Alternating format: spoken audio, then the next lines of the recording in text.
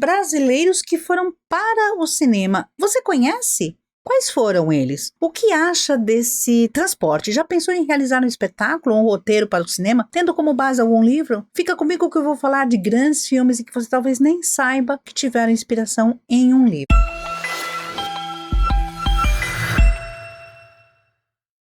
Antes de ir para o assunto de hoje, eu quero pedir para você se inscrever no canal e habilitar as notificações no sininho para receber todas as nossas atualizações. Alguns roteiristas tomam emprestados roteiros de livros para transformá-los em peças de teatro ou mesmo longas-metragens. Muitos livros foram para as telas de cinema ou para os palcos pelas mãos de cineastas e dramaturgos que viram na temática literária uma possibilidade de enredo interessante. Livros podem inspirar esculturas, pinturas, músicas, danças e toda sorte de manifestação artística. Se você vai transformar um livro, qualquer que seja, num espetáculo ou em um roteiro para a telona, é preciso se preocupar com a cessão de direitos autorais. Seja o autor vivo ou morto, é bem provável que alguém detenha os direitos sobre o texto. Mas você pode se inspirar num personagem específico para fazer uma escultura, colocá-la numa tela, escrever uma nova música para o personagem, enfim, são muitas as possibilidades. A literatura de um país levada para as outras artes pode servir de estudos sobre a cultura do país. Eu ainda sinto falta de mais livros nas telas ou nos teatros brasileiros. Levar personagens da história do país para o audiovisual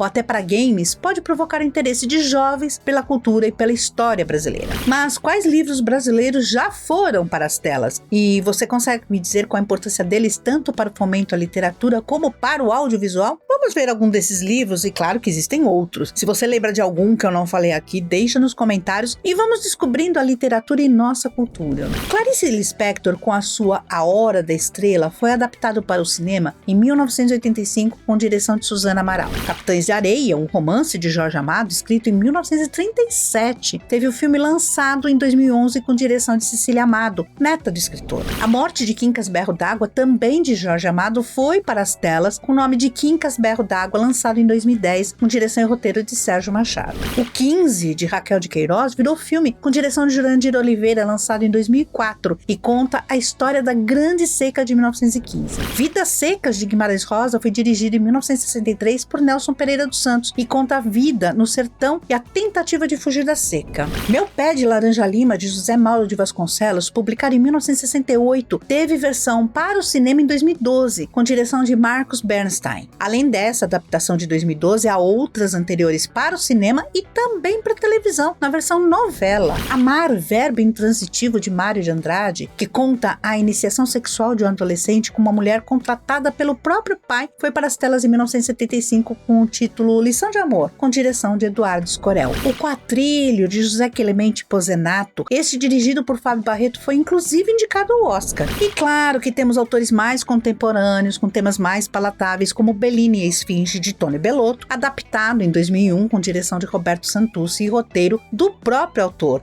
e Alexandre Ploski. Máquina de Pinball, de Clara Averbuch, que no cinema recebeu o nome de Nome Próprio, com direção de Murilo Salles, lançado em 2007. Lavoura Caica, de Raduana Sardi, de 2001, dirigido e roteirizado por Luiz Fernando Carvalho. Cidade de Deus, de Paulo Lins, com direção de Fernando Meirelles, chegou no cinema em 2002 e fez muito sucesso. É uma adaptação roteirizada por Braulio Mantovani. Só para citarmos alguns livros que podem servir de inspiração para audiovisual, para teatro e para outras artes. Os livros podem facilitar o entendimento da cultura do país para quem vai prestar vestibular, porque são muitas vezes obras de leituras obrigatórias, como o Guarani, de José de Alencar, Memórias Póstumas, de Brás Cubas, de Machado de Assis, Morte e Vida Severina, de João Cabral de Melo Neto, Macunaíma, de Mário de Andrade, O Pagador de Promessas, de Dias Gomes. Pense na riqueza de nossa literatura como tema para os seus novos projetos. É isso, se gostou do conteúdo, dá um like para eu saber que você gostou mesmo. Compartilhe com quem precisa da informação e deixe as suas dúvidas nos comentários. A gente se vê.